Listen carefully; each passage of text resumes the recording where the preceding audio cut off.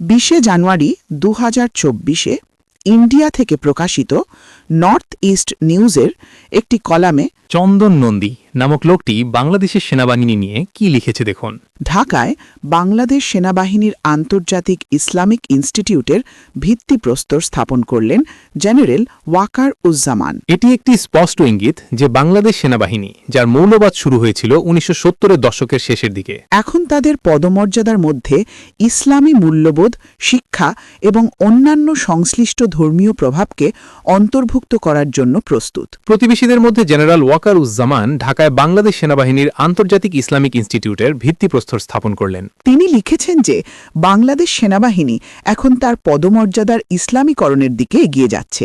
এই স্পষ্ট ইঙ্গিত হিসেবে জেনারেল ওয়াকার উজ্জামান আজ ঢাকার পূর্বাচল এলাকার জলসিঁড়ি হাউজিং এস্টেটে আর্মি ইন্টারন্যাশনাল ইসলামিক ইনস্টিটিউট বা AIII এর ভিত্তিপ্রস্তর স্থাপন করলেন। জেনারেল জামান ঘটনাস্থলী সেনা সদর দপ্তর এবং লজিস্টিক্স এরিয়ার অন্যান্য ঊর্ধ্বতন কর্মকর্তাদের সাথে হাত উঁচু করে প্রার্থনা পাঠ করেন। চন্দন নন্দী আরও লিখেছেন যে যা বাংলাদেশ সামরিক আইনের ম্যানুয়াল, সেনাবাহিনীর বিধি নিয়ন্ত্রণ এবং সেনাবাহিনীর বিধি নির্দেশনা সহ বেশ কয়েকটি প্রাতিষ্ঠানিক সেনাবাহিনীর আইনি দলিল এবং বিধান লঙ্ঘন করে, যার লঙ্ঘন শাস্তিযোগ্য।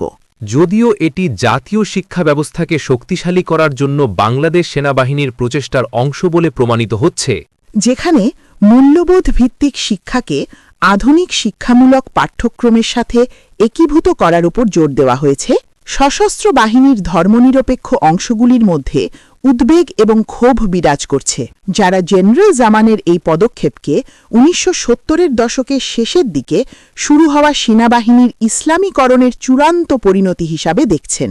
প্রথম AIII এর একাডেমিক কার্যক্রম এই জুলাই মাসে জলসিঁড়ি ক্যাম্পাসে শুরু হতে চলেছে। উপরন্তু চট্টগ্রামে আরেকটি AIII ভবন নির্মাণের কাজ বর্তমানে চলছে। এই উদ্যোগটি ধীরে ধীরে বাংলাদেশ সেনাবাহিনীর অন্যান্য গঠনমূলক এলাকায় সম্প্রসারণের পরিকল্পনা রয়েছে।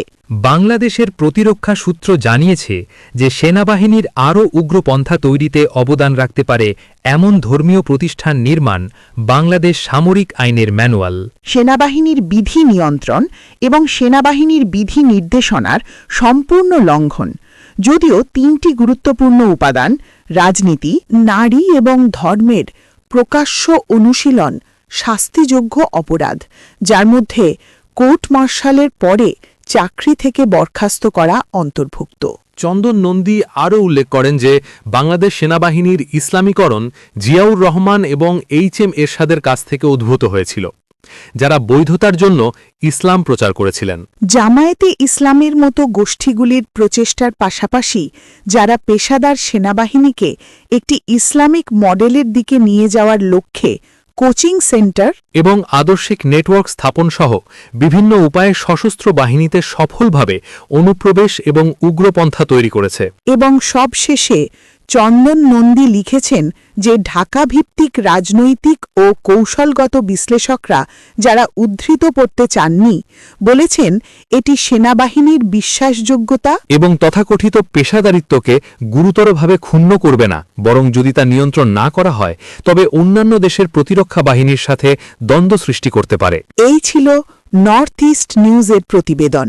এটি একটি স্বাধীন দেশের সেনাবাহিনী নিয়ে কেমন মন্তব্য? আপনি নিজেই মন্তব্য করুন। প্রচারে মিরাভো।